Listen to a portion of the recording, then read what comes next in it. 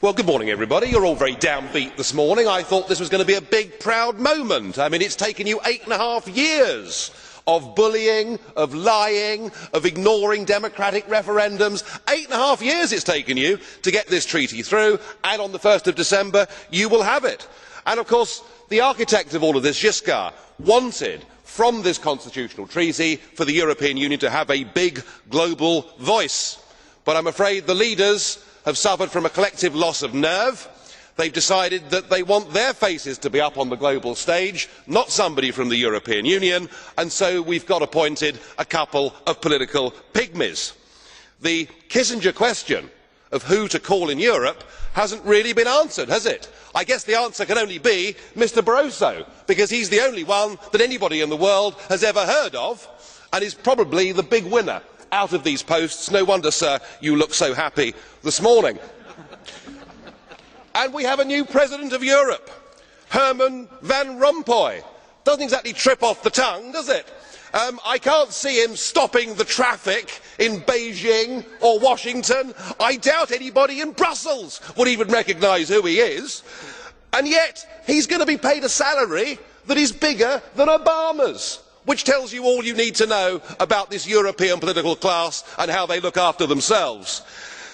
But at least he's an elected politician, unlike Baroness Cathy Ashton, who really is the true representation of the modern day political class. In some ways she's ideal, isn't she? She's never had a proper job and she's never been elected to anything in her life, so I guess she's perfect for this European Union. Excuse me, Mr Farage. Yes. I would like to put down your postages. You made your presentation. Right, okay. Is Yes, enough for us. Chaps. Okay, Calm down, chaps. please continue.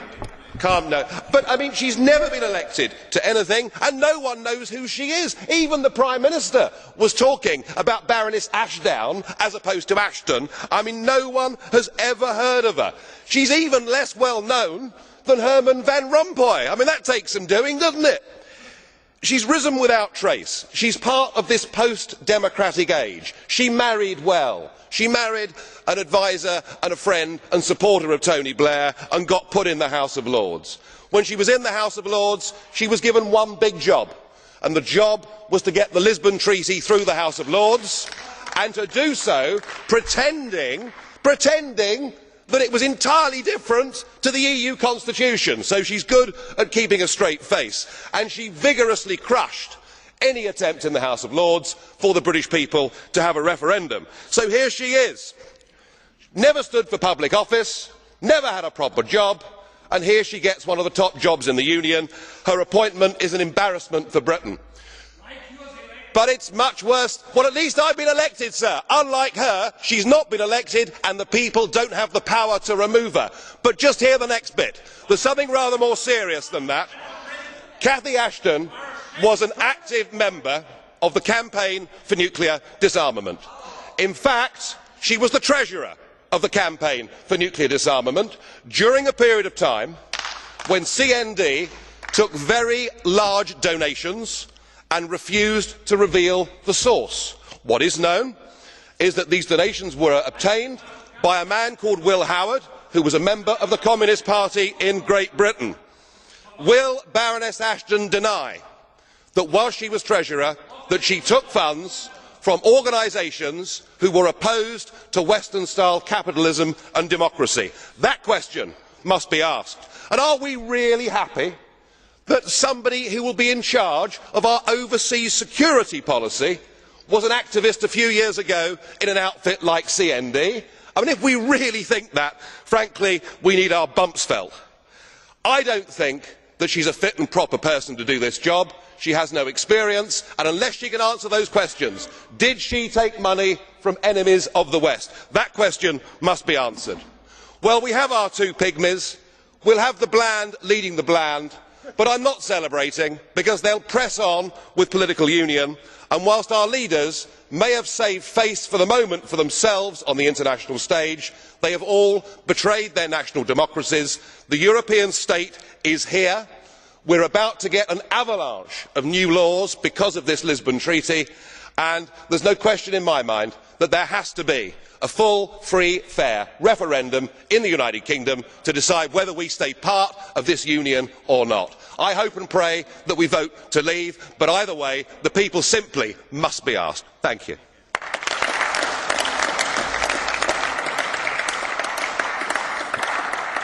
I would like to ask about that. No. Do you think? Mrs. Herczog, yeah. Well, chciałem I would like to turn to Mr. Farage. It would be most appropriate if you turned your tone down, because certain expressions are not acceptable to everybody. I would like to ask you whether you would like to accept a question from some of the members as the blue card question. I'm just curious. Madam Herczog. I'm just curious. Please. What is? Yeah. Well, maybe. Madam Herczog, please. Mr. President, Mr. Farage has said that those people they were elected last week are not those the traffic will stop to let them go. And this is why we elected them, because we wanted to elect people who will make the traffic move for all European citizens to get a better life to themselves. And this is what they will do. Mr. Rompuy and Mr. Cathy Ashton are 4 people, and the 480 million Europeans will know it soon. I think this is the stake, and we have to stand for them. We have to save their integrity, personal integrity. And Mr. Farage, I'd like to say something, Hungarian quotation for you. It's good that you are here, because if the monkey goes up to the tree, it's better seen how red is his popo.